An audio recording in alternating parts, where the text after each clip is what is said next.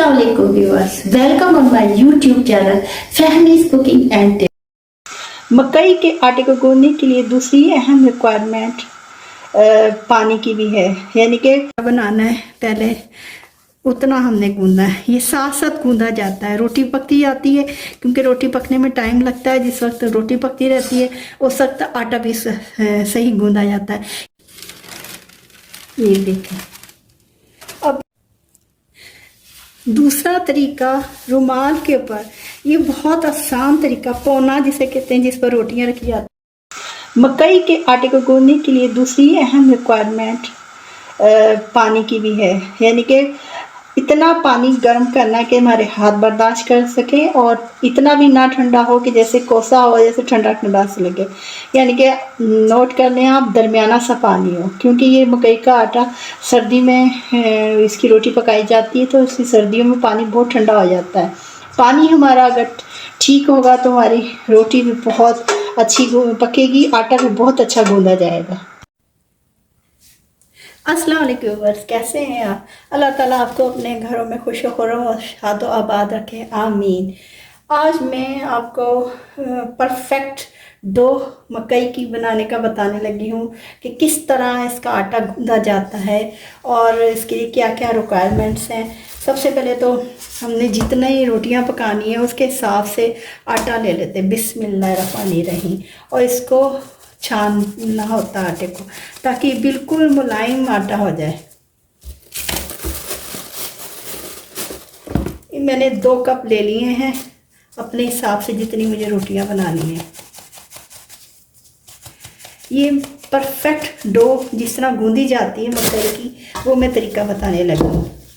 ये परफेक्ट, इसके लिए हमने ये परात के नीचे कोई कपड़े को लाजमी रखना है ताकि सिरके ना, वरना सिरकती है तो सिरकने से ये आटा सही नहीं गूंदा जाता। अब इसमें मैंने 1 छोटा सा चम्मच, बिल्कुल छोटा वाला, वो नमक सॉल्ट ऐड किया है।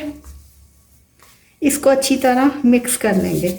नेक्स्ट स्टेप इसका बताती हूँ। मैंने पानी हल्का सा, यानी बहुत ना गर्म है ना बहुत ऐसे कि हल्का सा कोसा है, दरमियाना मैंने गर्म किया। अब आटे को गूंदते हैं, बिस्मिल्लाहिर्रहमानिर्रहीम।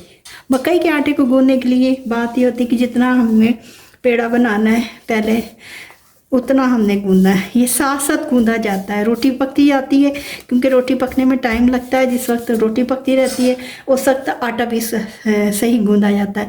ये मेरी वालदा मरहुमा का, यानी कि उनकी रेसिपी है।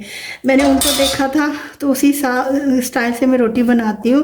पहले वक्तों में इसी तरह आटा मकई का गूंदा जाता था, इसी तरह रोटी पकती थी। बिस्मिल्लाहिर्रहमानिर्रहीम। थोड़ा थोड़ा करके पानी शामिल करते रहना है इसमें।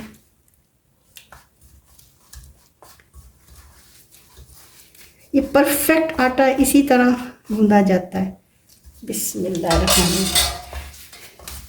इसके गूंदने का यही तरीका है, और कोई तरीका नहीं होता। गंदम के आटे को गूंदना और तरह होता है, मकई के आटे को गूंदना और तरह होता है। बिस्मिल्लाहिर्रहमानिर्रहीम। साथ साथ हल्का हल्का पानी भी डालते रहते हैं, हल्का सा, ज़्यादा नहीं, हल्का हल्का सा पानी भी डालते रहते।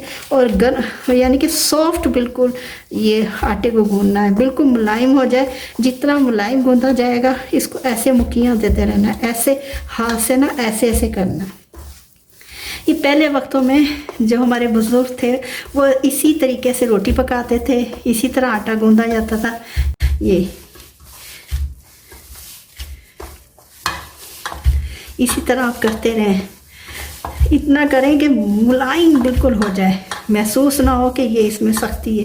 जितना मुलायम आटा होगा उतनी रोटी मज़े की बनेगी, उतनी आराम से भी बनेगी, किनारे भी उसके सही रहेंगे, वरना किनारे साइड से खूबसूरत नहीं होते, ऐसे दरारें सी जैसे होती है ना, क्रैक से होते हैं किनारों में, वैसे आ जाते हैं। व्यूअर, मेरा कुकिंग का नया चैनल है।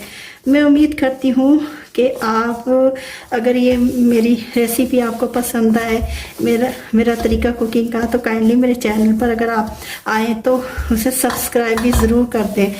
टिप्स हैं जो मेरी रोज़मर्रा ज़िंदगी में कुकिंग के दौरान और घर में कामों के दौरान जो मैंने अपने सहूलत के लिए उसको ली हैं, अपनाई है। यानी कि मेरी ये वीडियो मेरे अपने चैनल पर फेमस कुकिंग टिप पर लगी हुई है। पूरी मकई के आटे को पकाने की, रोटी पकाने की, आटा गूंदने की और किस तरह इसका पेड़ा बनता है, कैसे, इसमें मैं बताती हूँ आपको तरीका।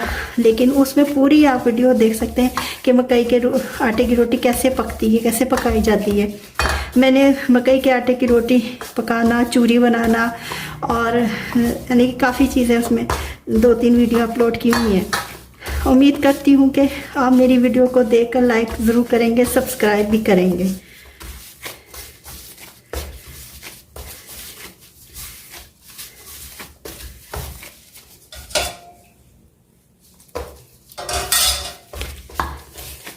इसे 2-3 मिनट का टाइम दें इसको, आटे को इस तरह देने में।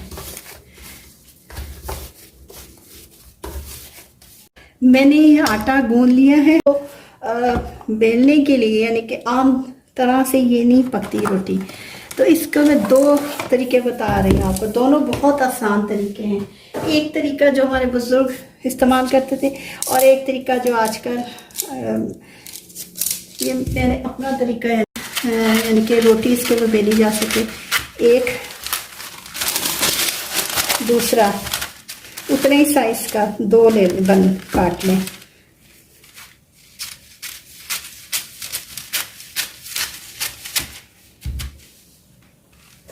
ये बेकिंग पेपर है जिस पर बेकिंग होती है, केक वगैरह बनाए जाते हैं। ये बेकिंग पेपर को इस तरह रख के, बेकिंग पेपर को रख के जितना आपने पेड़ा बनाना है, जितनी रिक्वायरमेंट है, यानी कि रोटी छोटी बनानी है, बड़ी बनानी है, जिस तरह भी, ये थोड़ा सा नीम गर्म पानी मैंने पास रख लिया है। इसका लाजमी इसको रखना पास ज़रूर है। इस तरह बस हाथों से ना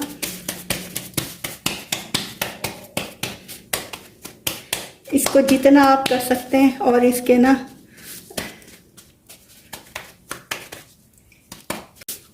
ये पेपर के ऊपर रख के, हाथ से भी ऐसे हो सकता है, ये तरीके से भी कर सकते हैं आप। पेपर के ऊपर पेपर रखकर इसको कोशिश करें बेलने से बेलने की। ये देखें,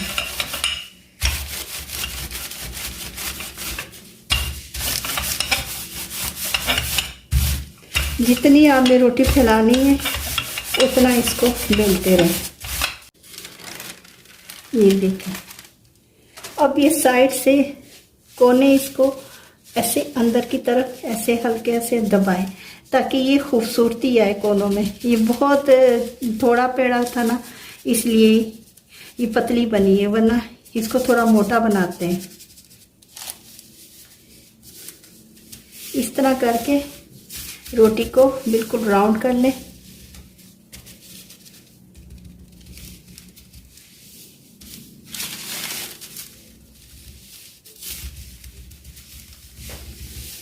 इस तरह घुमाते रहे इसको, पेपर को, बेकिंग पेपर को। ये देखें, इसके कोने अच्छे हो गए, क्रैक्स ना हल्के हल्के।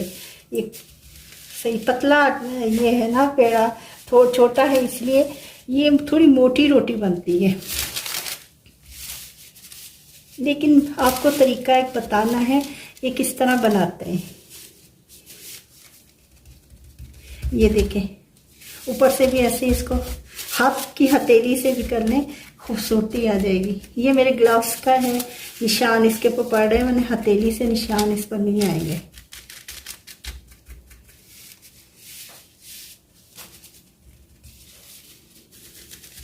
ये देखें कितनी राउंड बिल्कुल गोल बनी है और ये पतली रोटी बनी है। आप थोड़ी थिक भी बना सकते हैं। एक तरीका ये है, यानी कि ये पेपर बेकिंग पेपर के ऊपर रोटी बनाने का।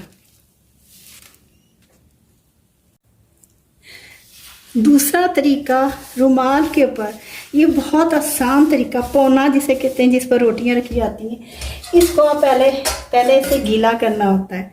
बिस्मिल्लाहिर्रहमानिर्रहीम। जिस पानी से आपने आटा गूंदा है, जो पानी ये पेड़ा बनाने के काम आ रहा है, उसी पानी से, गर्म पानी से, उसी से ये इतना गीला कर लें कि ये बिल्कुल जैसे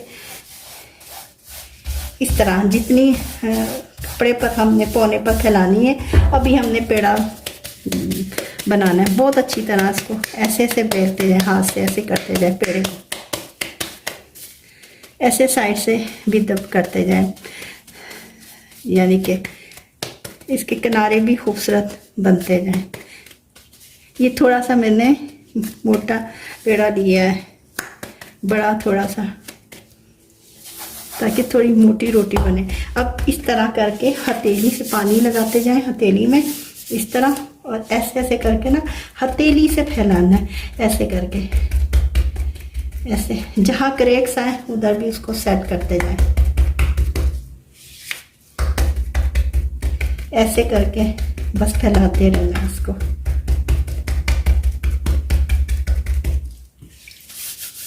पानी साथ साथ लगाते रहना है इसमें।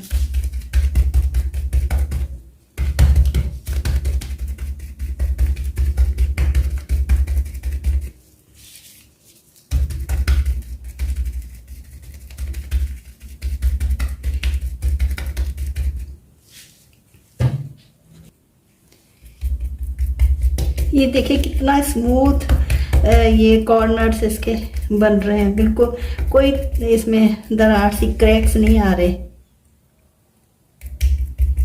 इस तरह आपने जितना फैलाना है ऐसे फैला दें, जितना आपकी रिक्वायरमेंट है। पतली रखनी है, मोटी रखनी है रोटी। ये खाली पहले हमारे बुजुर्गों वाला तरीका मैं बता रही हूँ, जैसे बुजुर्ग हमारे बनाते थे। ये मेरी